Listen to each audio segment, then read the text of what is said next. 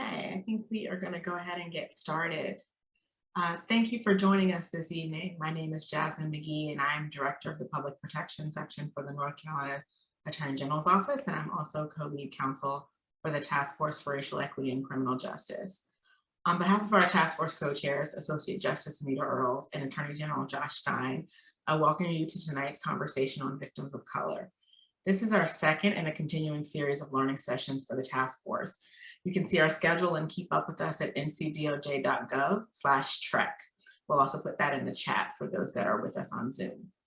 As you may know, the task force issued a report in December 2020 with 125 recommendations that we believe will move us toward racial equity in the criminal justice system and a system that works better for everyone.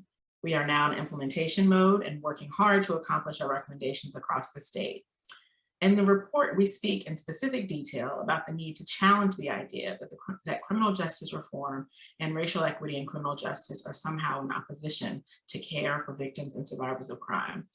That is not only because we believe we can and must do both, but also because people interact with the system in different ways, and the categories of people who have been harmed and those who have done harm are overlapping. So we recommended changes to promote equity in the victim compensation process and in the establishment of restorative justice programs, but we also recommended that we do screening and treatment for victimization at incarceration. So with that little bit of background, I'm very pleased to turn this conversation over to our moderator for this evening, Leonida Inge. She is WUNC's award-winning race and Southern culture reporter. She is also co-host of the public radio podcast Tested and host of the special podcast series Polly, about the life of social justice activist, author, and attorney Pauli Murray. Leonida's work of note includes a series of stories on race, slavery, memory, and monuments. She also worked with public television and Independent Lens on the hanging death of Lennon Lacy, an African-American teenager in Bladen County. Leonida's essay, Black Women Vote, was recently published in the book 45 for 45 by Columbia University's Graduate School of Journalism. Ms. Inge, I will turn it over to you. Well, thank you very much, Jasmine. You know, I am honored to be able to take part in this second in a series of learning sessions, especially this one, where we'll be able to talk freely about why it seems as if the criminal justice system is not maybe responsive enough to victims of color and what can be done about that. So tonight's panel includes Dolly and Tony Griggs, North Carolina residents and activists who have continued to fight for justice for their son, Christian, who was shot several times in the back and killed in 2013. We'll also have Zariel Belugan, a Raleigh area parent turned activist, when she reported to police that she and her daughter were racially harassed with a gun pulled on them by two white men wearing Make America Great Again hats. Was this a misdemeanor assault or ethnic intimidation? And hopefully that'll be something we'll discuss tonight. We also have Durham County District Attorney, Satana DeBerry. You know, I'm sure there will be a lot of questions for you tonight. DA DeBerry, she was elected in 2018. Her platform at that time was centered on increasing restorative justice programs and addressing a culture of racial bias in the criminal justice system. And she's running for re-election. And Monica Bell, an associate professor of law at Yale Law School and associate professor of sociology at Yale University. She has produced some fascinating work on the link between racial segregation and policing, which makes it more likely that certain people will get arrested in certain neighborhoods. So we have a lot on our plate tonight, a lot to discuss, some very important topics. And I guess I'll start with Dolly and Tony. Let's see. The Griggs family. Thank you. Hi there. How are you doing? It's good to see you. First of all, thank you for having us and to be able to share our son's story tonight. I'll start it out by just, if you can see the picture, this is our son, Christian. And if you don't mind, I'm just going to read the story to you. Because sometimes when I tell my son's story, it gets very hard and I forget things. So I'll just summarize it. So October the 12th, 2013, our son Christian was gunned down on his white father-in-law front porch. Christian had gone to pick up his daughter as he planned for months. Christian called his father, stating his father-in-law was using profanity, the F word at him. His father told Christian, "I'm on the way." And upon my husband's arrival, 5 minutes later, 3 miles down the road, he found Christian lying face down on his father-in-law front porch, shot 6 times. Christian was a remarkable son, a North Carolina State student, a patriot, a combat veteran who served our country honorably and heroically in Iraq. He survived war to come home and to be shot down on his father-in-law front porch for being a dad to his daughter. Christian was shot 6 times, once in the shoulder, once in the stomach, and when he was incapacitated, Reverend Pat Chisenhall stood over him, his back, his Black son-in-law, who was face down and shot 4 times in his lower back. He pulled the trigger 4 additional times, fatally shooting Christian. Pat Chisenhall fabricated a story. The DA and the sheriff bought it. DA Stewart chose to turn a blind eye to justice and allow a white pastor to murder and give false testimony to a false narrative. The Harnett County Sheriff Department, instead of doing their jobs, altered the scene to provide coverage for the white pastor, Pat Chisenhall. Pat Chisenhall should be in jail. Harnett County corruption has become the norm. He should be in jail, not pastoring a church, being with his family, and sleeping in his bed every night. He took a life and went home. The forensic experts who reviewed the case files, private investigators, and 12 jurors in the civil trial by unanimous decision all came to the same conclusion. Pat Chisenhall did not kill my son in self-defense, and there's no way that the shooting happened the way that he said it did. This should not be Christian's story. You know, when I listened to that, I know when that happened, and then you fast forward to today, like, what did you expect justice to look like, you know, when that case started? I'm sure you were shocked by the road that it was starting to take. And then when you think about even today, because there've been, you know, this is sadly not the only time we've probably heard a story similar to this. And so I just wonder, you know, what would you tell people that you really, like, what did you want to happen? Like, what did you want law enforcement, you know, the steps to take, you know, after this horrific incident happened? You know, I'm sure the things that follow you didn't even expect. So what does justice look like? What would have justice looked like for you, like from the beginning of this tale? I think justice, the day that this my son was murdered, like I said, my husband called me and we all went to the scene and we saw the EMS trying to revive my son. And so the deputies, they were all there. They had the crime scene taped off with yellow tape, and they came down and said that, you know, we're taking your son to Wake Med. And one of the questions I said, is he alive? And he said, yes. And so we got in the vehicle and followed the ambulance there. While we were there trying, you know, praying for our son to survive, they were at the scene covering for this man that just murdered my son.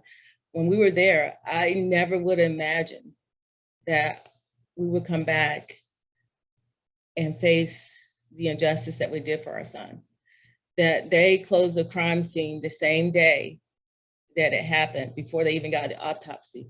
They allowed the family, the church members, before even the event happened about around 11 that morning, before it got dark, they let the family, the church member, come to clean up the crime scene until they got the autopsy results that Monday.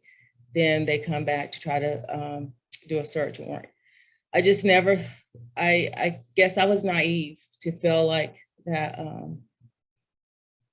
that we would get justice. You know, I was naive until we started this process and realized that our son was not going to get justice, and what we had to fight against to, Yeah, I would say my experience with it was really disappointing up to this point. Disappointment, you just can't express in words. I'm a veteran, retired Army. I fought for this nation. I fought for this Constitution. And all we looked for in justice was being treated fair and equal. We've been treated everything other than by this justice system and these elected officials. You know, you would think that with the gravity and the situation that they would have done the right thing, but they done everything in their power but the right thing. They intervened in our civil lawsuit as a third party to the guy that murdered my son. But yet they're the same ones I'm expected to go back to and ask them to bring criminal charges against this man. We had a civil jury, a jury trial with 12 of his peers who said that he murdered my son. He killed him not in self-defense, that the Castle Doctrine was not applicable. But yet this sheriff and this district attorney can't find it within themselves to bring charges. One of the things that the sheriff will tell you is it was not during his tenure. Well, there is no statute of limitations when it comes to murder. So his tenure is kind of irrelevant to that fact. And then another thing they'll tell you is the burden of proof in a criminal trial is beyond a reasonable doubt. Well, that's for a jury to decide. All the sheriff and the elected official, the DA, needs is probable cause. And after 5 days of testimony in court, having heard testimony and saw evidence, and a jury deliberated for 93 minutes and returned a unanimous verdict, they couldn't find probable cause to bring charges. Disappointment just doesn't do fit to how I feel. So that's not what justice is in your eyes, you know. Surely not. Because in your case, even to have any semblance of a trial, of any type of, you know, jury trial, you got that far and still, you know, things didn't move on or ahead like you think they should have. You know, DA DeBerry, I'm sure you've heard of several cases, you know, maybe not exactly like this one in your career. And no, I'm sure, I'm not saying these incidents like this happen in your county, in Durham County, but I know you've positioned yourself as a progressive prosecutor who has promised to make the criminal justice system, you know, more equitable, you know, more fair, especially for the disproportionate number of Black and brown people who are behind bars and who are also victims. So, I mean, maybe you can just kind of tell us, how is your first term going, you know, as a DA in North Carolina? Yeah, first I'd you know, like to extend my condolences to the Griggs. I think their situation is a real example of how the criminal legal system is not set up for victims. It is, and it's especially not set up for victims of color. We recognize that communities of color are both over-policed and underprotected. You know, when you hear communities of color say they want more police, often what they mean is they want better policing, right? They want people to be able to tell the difference between somebody who's causing trouble in their community and their children. And so what we try to do in Durham really is focus on what we can provide for victims. We don't have a lot of resources. You hear a lot of prosecutors saying they do what they do for victims, but yet we don't have a system that provides us any resources really for victims. And what we have tried to do in our office over the last couple years is to, victims don't make the decisions, right? The lawyers make the decisions. We have, it's the discretion of the prosecutors whether we move forward with cases, but we also try to listen with victims, train our staff to be trauma informed, right? To understand that for many victims, it is very hard to talk about what happened to them, and that we don't set artificial deadlines on them to tell us what happened.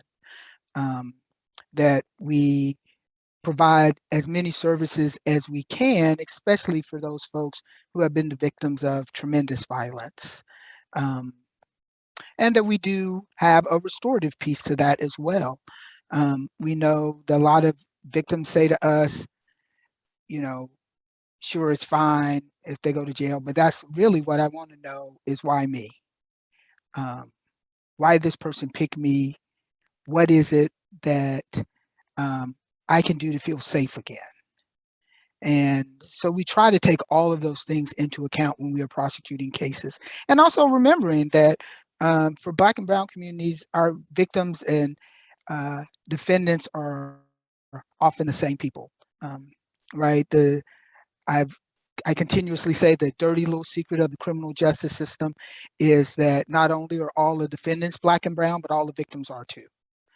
And so we want to really be aware of that in the work that we do.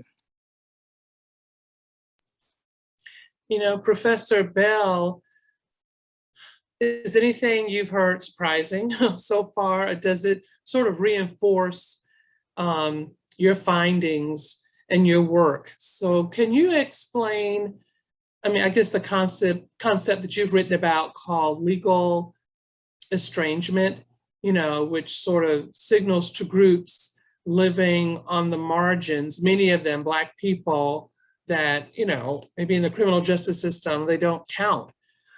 Maybe you can better define that for me, your work, but I'd like to know what you're thinking right now. Yeah, so first of all, I want to thank you all for being here. I want to express my condolences to the Griggs. And I want to just also say, you know, as someone who I'm from South Carolina, that wasn't part of my bio, but I admire the work that is happening in North Carolina, our kind of sister to the north, and hoping that this can be an example of work that can happen elsewhere. I mean, so you start off by asking whether anything I've heard is surprising, and no, it's not surprising. You know, I think one of the really sad truths of Blackness in America, but I think, you know, perhaps particularly in some places more than others, is that this history of being victimized, having, you know, real harms happen, and then the state, you know, the police and the criminal system really only be present to oppress and not to do justice is consistent. You know, so you know, we talk a lot about accountability and how we'd like to have people be accountable for the crimes they commit, the harms they create. But really, the criminal system, by and large, not in every place, not in every locality, not with every particular DA, but by and large, for historical reasons that I'll say a little bit more about to answer the question about legal estrangement. But those systems are perhaps systems of accountability. Well, basically, they're systems of punishment. They're not systems of accountability. I think that's really important. The way, especially when victims are Black or brown, and especially when the offender is white, we have a very long history of the criminal system not being a place that people are held accountable. And in fact, you know, the Griggs story really very much syncs up with a very long history that, as we know, continues to the present about the impunity of harm against Black people. So what does this mean in terms of legal estrangement? So one of the things you hear a lot in these like police reform, criminal justice reform circles is how we need to build more trust between, you know, Black communities in particular and the police. And that word trust, the way we think about it is like, well, if people were just respectful, if they just said that they cared, you know, if they tried to care, or if they prosecuted someone actually, then maybe trust would turn around. And that's a deeply ahistorical conception of what the problem is. So one of the things we talk about in sociology is this idea of collective memory. So it's this idea that basically the injustices that Black people have suffered at the hands at the hands of the police, and also with the tacit acceptance of the police, which is what we're hearing from the Griggs story. That history is shared. We might not know all the details of every story, but this is the narrative. And so it's deeper than dealing with the problem of trust, in an individual interaction. It is instead about having to work around that history and how to think, how do we strategically build a system that is a system of accountability and not merely punishment of marginalized groups? And also understand that because of the history, the strategies have to be individualized, they have to be particular to communities, and they also have to, in some places, have the police and the criminal system not be out front because the history is so deeply baked in. I'll stop talking there for now, but that's a basic primer on some of my work and findings. Dolly and Tony Griggs, this makes me think about sort of your road from parents to grieving parents to now almost activists, in your community. So maybe you can tell us more about your efforts to achieve justice for your son and to really demand accountability from the law enforcement officials in your community, I guess, and in the state. Before we talk about that, there was one thing I wanted to share, just to let you know how the officials here at the Hardin County Sheriff Department, what they thought of us. The day that they came out to tell us that they was not going to charge Pat Chisenhall, first of all, the detective, he hadn't even seen the autopsy report because he told us wrong. And he told us that Pat Chisenhall, the man that murdered my son, he was an outstanding person in the community and he didn't deserve this. So he looked through us, didn't even see us as an individual or as a parent that had just lost a son, had no sympathy or anything for us. And to speak in that way, he could not even see us as being someone that had a loss. So in that time, so you could have crumbled after being treated so bad, treated that way, or you could fight. And it seems like you're a couple and a family that's been fighting ever since. Right. It's something that I had to pray for, that, you had two choices to make. You could wither up and die, or you choose to fight.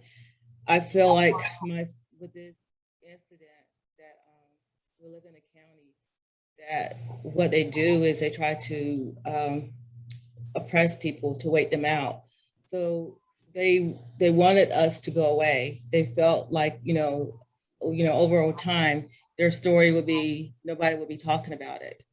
But I was thankful that God gave us the resources to fight, to be able to do a civil trial, and WRL did right before we did the trial, they did a 5-day series on it. So there's plenty of evidence out there for the sheriff and the DA to have made the right decision based just off the medical examiner report, when she said that Christian was lying face down when he was shot in the back 4 times.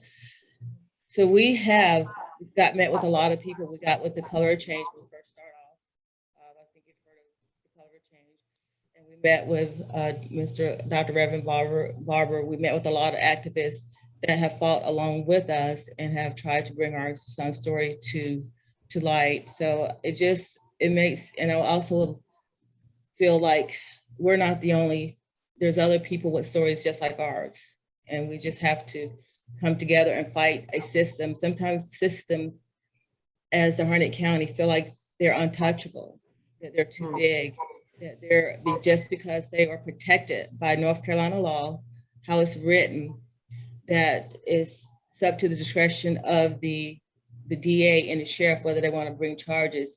So they can keep a criminal enterprise based off of this law. And so therefore they can keep victims in their county and just wait it out, that we will go away.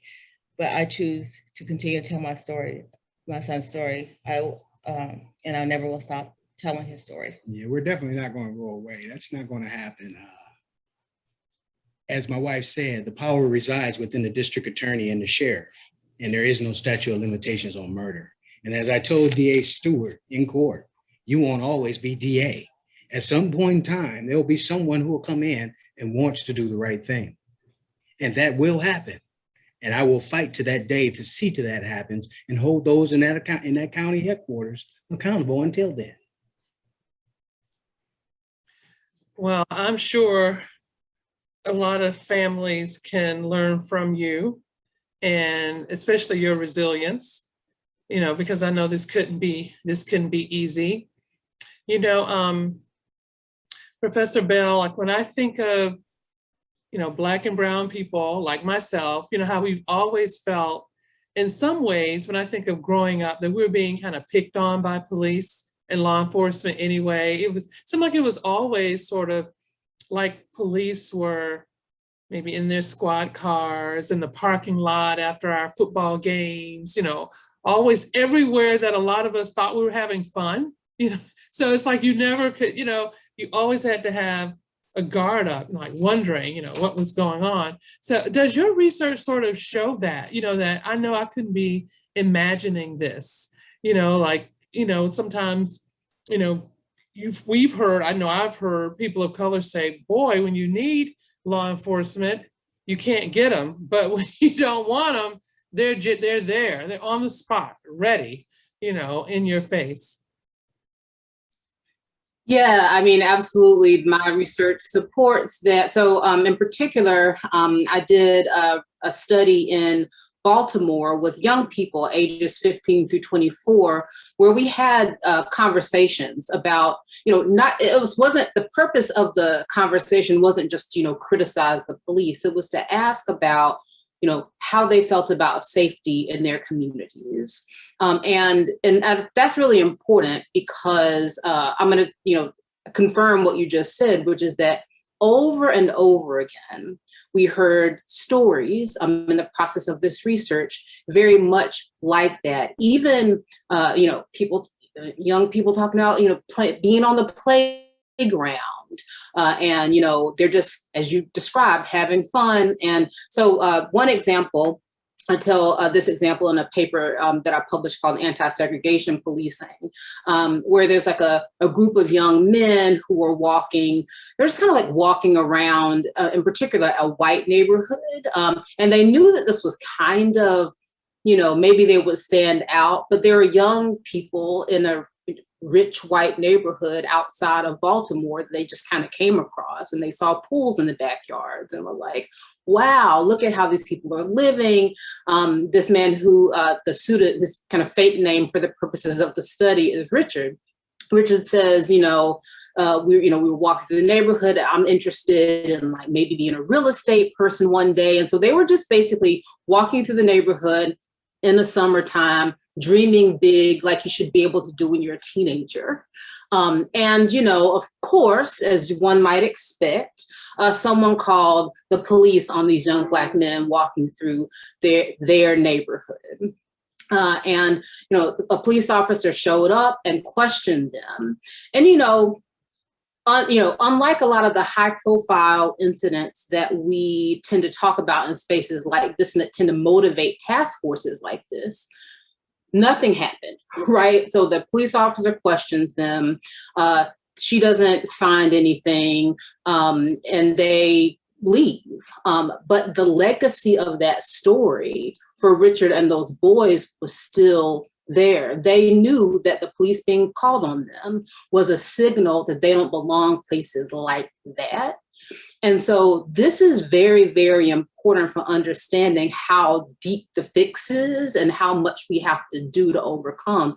Because yes, we need accountability when episodes of violence happen by police. We need accountability when they happen by private actors that are kind of supported by police, you know, thinking here, of course, about the Griggs' story.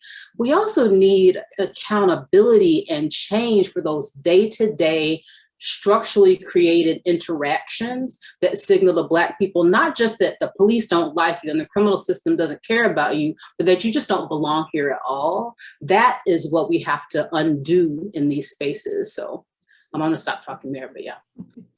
Yeah, I brought that up because of an incident not too long ago in North Carolina where a woman was in her car with her child, and they had just finished shopping, and actually some white men came up. This was in Northeast Raleigh, came up to their car, wearing the Make America Great Again hats, and really kind of trying to show they don't even belong there.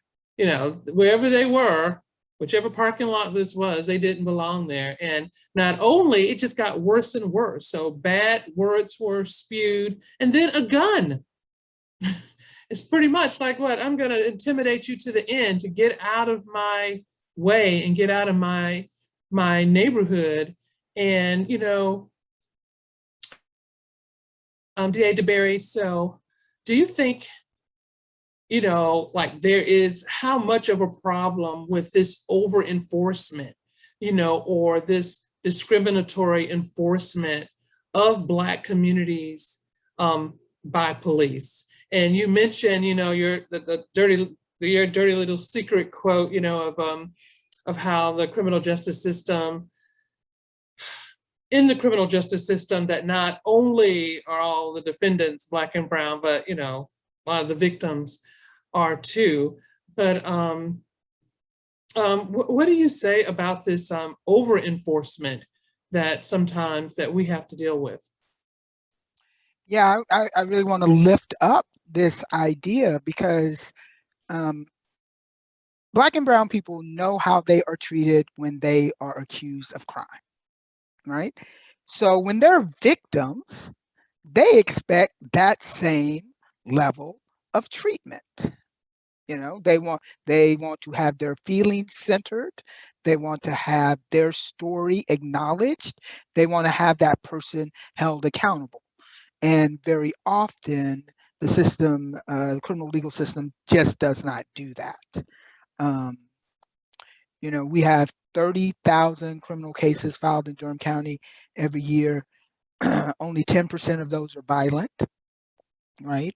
So that means the vast majority of them are things like driving while your license is revoked, right? Simple possession of marijuana, sitting on the park bench. Everybody knows Black mamas won't let you smoke weed in their house. So Black kids smoke weed in their car, right? They get pulled over. It doesn't matter if they're an honor student, they get dragged into the same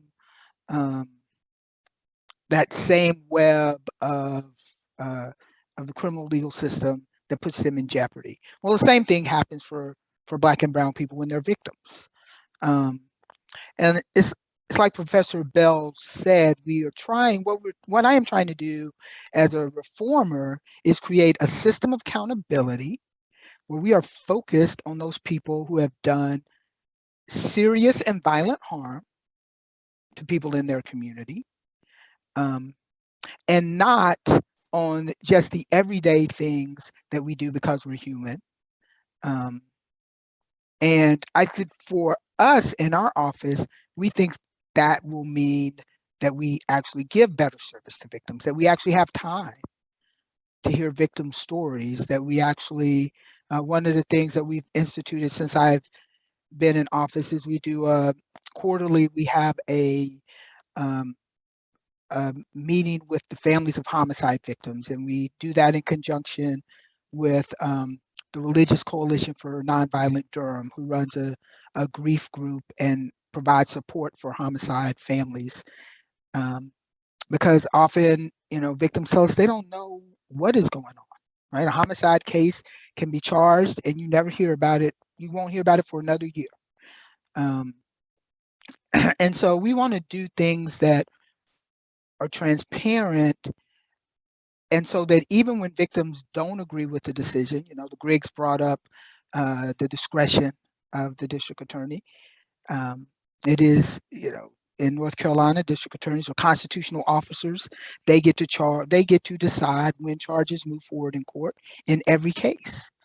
And sometimes they make the decision not to do that. And we want victims to understand why we have made that decision, or why a case does not move forward, or why a case is stuck, why it's taken so long. That doesn't mean that victims are going to agree with what we do, but I think it at least helps them feel like they are being heard in the moment. And again, Black and brown victims don't feel that way, right? They feel like they get harassed for doing nothing. And then when something's done to them, they get harassed again.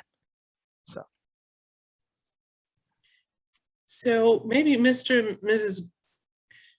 Griggs, what would you say to leaders who want to create better relations, I guess like DA DeBerry, between law enforcement and minority communities in North Carolina? And maybe Professor Bell could chime in as well. I'm going to take a look at some of our questions in chat as well. But what do we want? I mean, because that's the purpose of actually this session, because there are people who want to improve relations and really make racial equity in the criminal justice system something that we don't have to continue to talk about, because we'd have it, right? So what would you like? I just listening to, is it DA DeBerry? DeBerry. The things that she's saying, I think is great, that you focus on, a lot of things, you focus on the major things. But as far as the DA Power in North Carolina, to me, I feel like it's too much, especially for victims like me and my husband and other victims in our county, or in the state, because we have no avenue. If you have someone that's corrupt, so you have a sheriff department and you have a sheriff and a DA, they're really tight. And like this one man that murdered our son, he knows his family. They know each other. They're friends. They're families. So how do a family like our family, how do we get justice for our son? How do we get our case out of Harnett County? When you have the Attorney General, he's the highest a lawyer in the state of North Carolina, and he still doesn't even have the power to come down and say, let's look at this case. We're telling you that the sheriff's department altered the crime scene. You know why? Because we were there and we saw at the civil trial, we saw the evidence that they did that. So all these things, and we still can't get anyone to look at our case because it has to be referred out from the DA or the sheriff. So what do a family, if you have a family like our family, how do we get justice in that case? So how do victims like our family, who's there for us to be able to reach out to and say, hey, look at this. I know they said Department of Justice. We found, when we had the last administration, everything was shut down. But with this administration, we have been able to reach out to the Department of Justice and have communication with them. But the standard is very high. So I really think that you're doing great things in Durham, and I really like the things that you're saying. But that's not like in these rural counties here, like what my family's experiencing, what other families are experiencing that are my color, that are poor, that are brown, that are poor, that have this kind of power, that you're stuck. You know what, when I first moved to North Carolina, I can't believe it's been 20 years now, but one of my biggest shocks as a young journalist, you see, I'm just calling myself, as a young journalist, I said, how come a state the size of North Carolina, how could it possibly have 100 counties? Like what is going on here?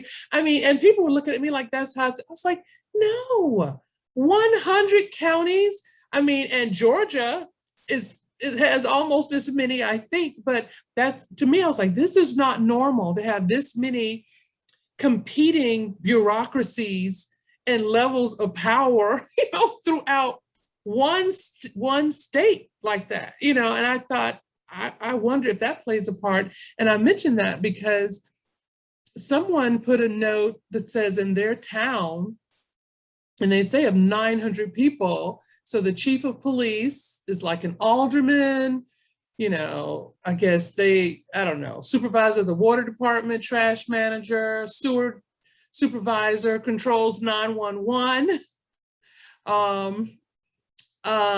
They say, quote, it's crazy in that, this person can, I guess, treat people or threats, he can threaten people and then it can just disappear.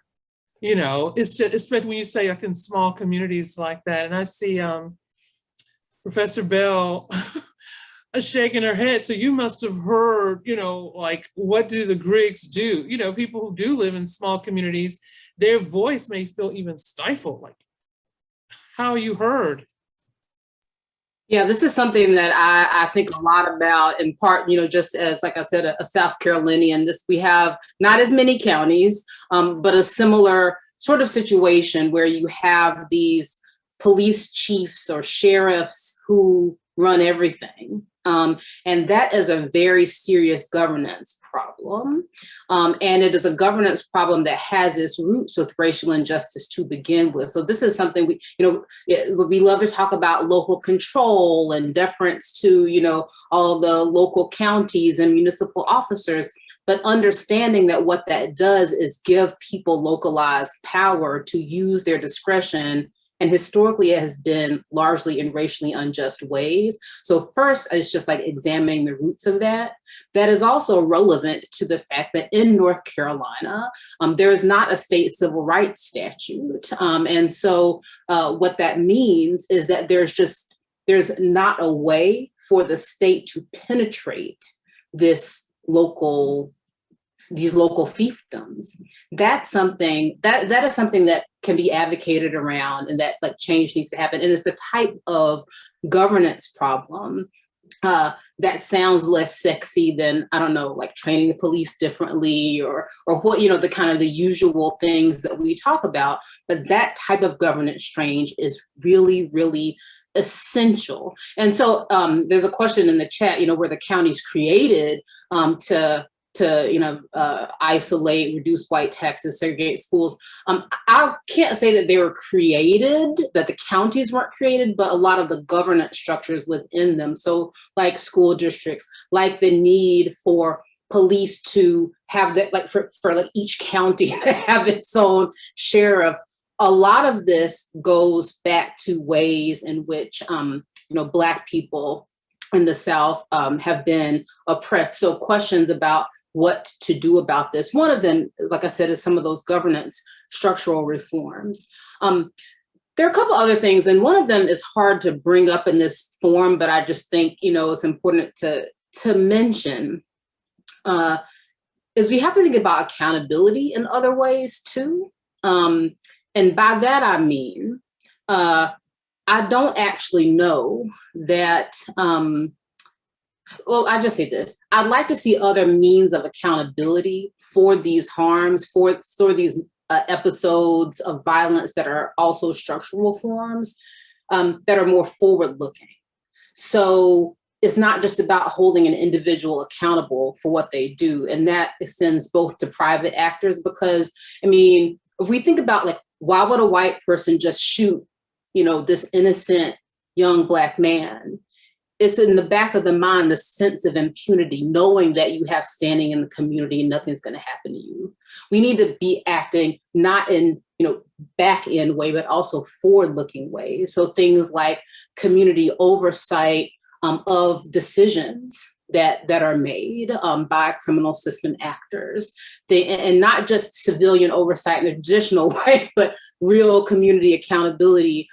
Things like actually acknowledging police departments and criminal systems, acknowledging past harms and working with communities to develop structures to overcome them. And there's one final thing I just want to raise, and I'll stop talking for now.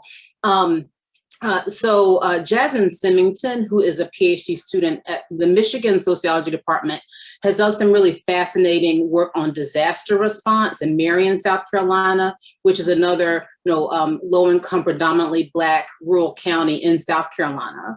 And her work builds on my work on legal estrangement to talk about disaster response. And one of the things she finds is that FEMA goes into Marion County for disaster response, but they knew that they didn't have legitimacy in the community. They knew that people would distrust them, like the police, like the criminal system.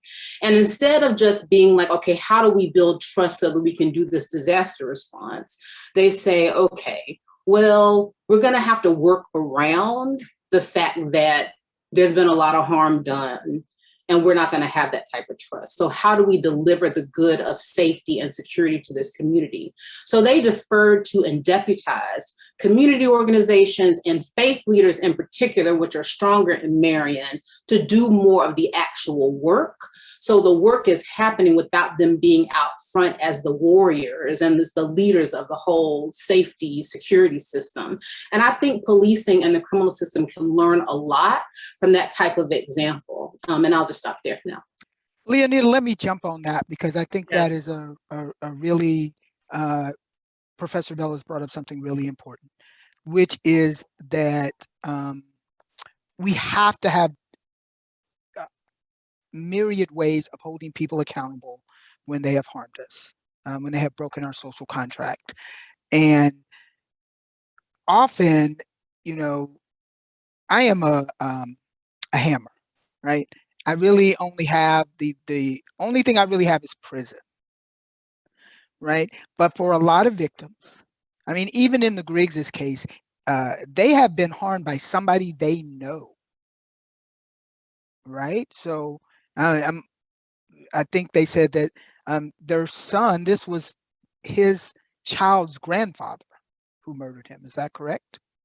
So they're not strangers to each other. We often talk about the criminal legal system as if people are strangers and that they have been threatened by somebody outside of their social circle and must be punished for that. When often what I see is, caretakers who have violated their children, people who have killed loved ones, people who have murdered neighbors. And so what we have tried to do in Durham is create opportunities for victims to be involved in creating accountability. And we've even done that in homicide cases. Now, in a homicide case, obviously, the defendant is still going to prison, right? But often in our homicide cases, these people knew each other. And so we have worked with our community partners to create a restorative justice program, and we don't force it on them, right? The victims have to want to come to the table. The defendant has to want to come to the table. A very good example is we recently did, and I say recently, I mean within the last year, we've done a restorative justice process with a young man who killed his grandfather. And it turned out that his grandfather had beat him when he was a child, and he'd been removed from his grandparents' house and sent with his mother. And then there was some more DSS action that got him back in his grandparents' house. And so he shot his grandfather, and the family knew what the grandfather had done. They were not excusing the murder at all. But they knew that this young man eventually was going to come back, and they wanted to be able to reincorporate him into their family. And so with the help of partners, we created a restorative justice process for that family so that they can work on whatever they need to during the time that this young man is incarcerated and when he does get out, so that he still knows his family and his family still knows him. And we are not, we hear a lot of people talk about defund the police. We are not at that point, right? We don't have the community resources to do that, but we do as a community have the resources to deal with a lot of victims in different ways. I don't know, I wish I had an answer for the Griggs.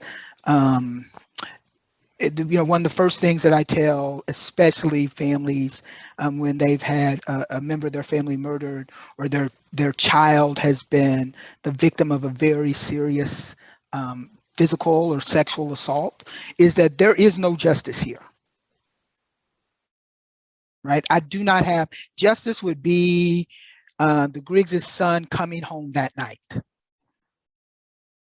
Right? And I cannot bring those people back. And most of the time I cannot even, we often hear families, even after a case, homicide cases can go on a couple years, sexual assault cases can go on longer than that.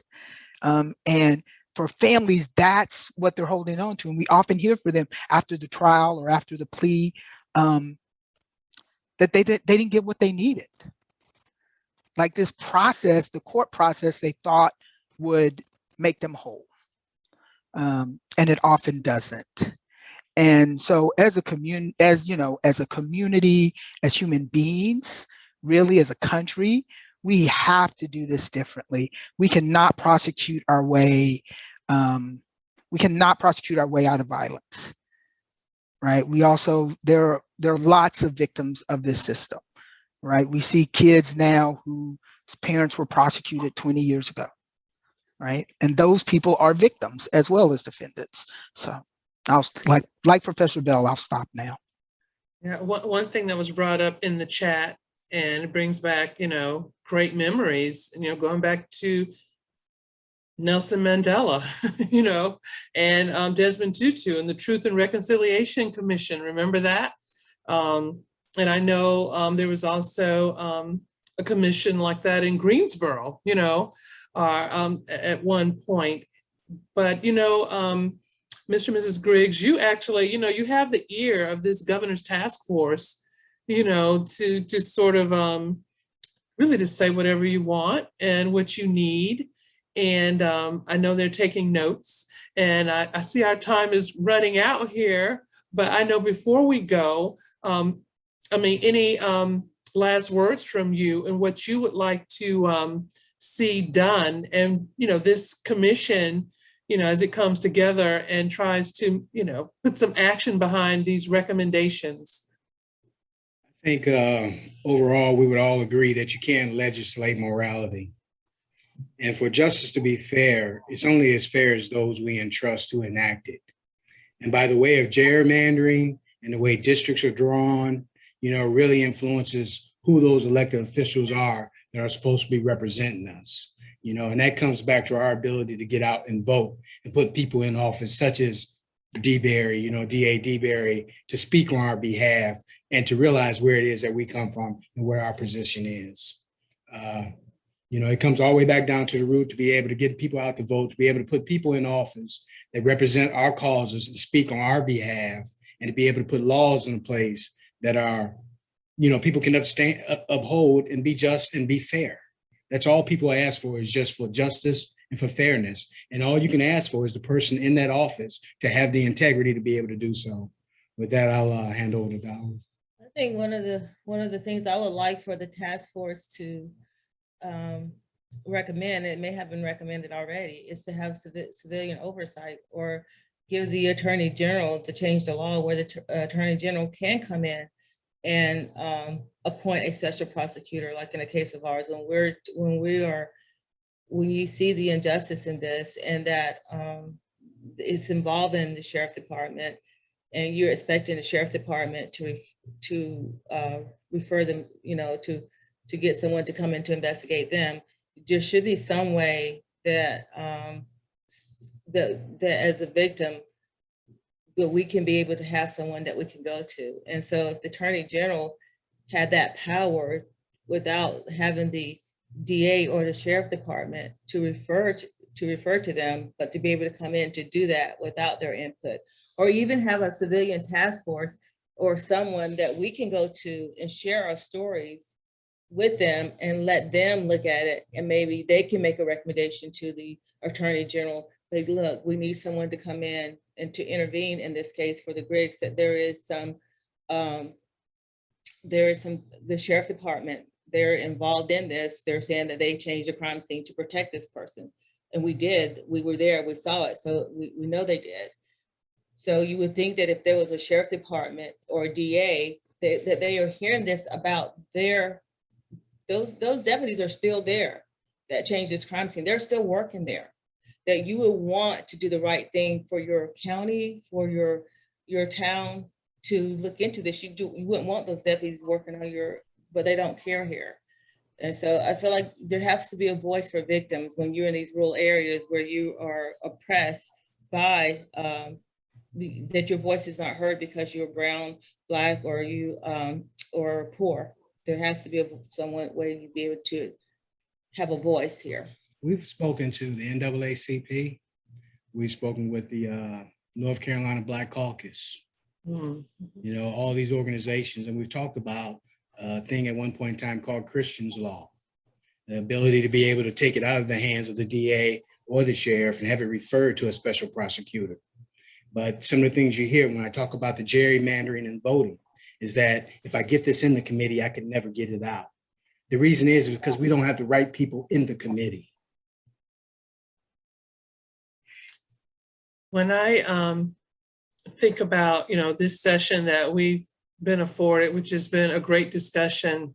Thank you. I hear trust over and over. I hear accountability over and over. And I hear reconciliation over and over. And hopefully the task force is listening to that and keeping notes to make sure there's some combination of that. But just like you said, Mr. Grigg, it always comes back to voting, doesn't it? It kind of comes back to people knowing that their vote counts and that there's power in that, right? I know my dad used to always say, well, you can't complain if you didn't vote. You can't expect even anything if you didn't vote. So, and that's a hot topic now that we can talk about all night, about voting rights right now. But I guess our time is ending. I don't know if I've gotten a signal yet, but definitely I'd like to thank the Griggs family and DA DeBerry and Professor Monica Bell, and of course, the Task Force for Racial Equity and Criminal Justice for having this learning session. And there is a third learning session coming up here on October 20th. And so it's going to be substance use as a public health crisis. I hope I got that right. But these are going to be going on for a while. So thank you very much. And I'm honored that I was able to moderate. Any ending words, Jasmine? No, not at all. Thank you so much. Thank you, everyone.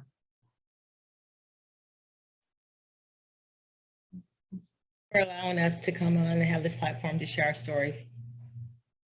Thank you. Yes.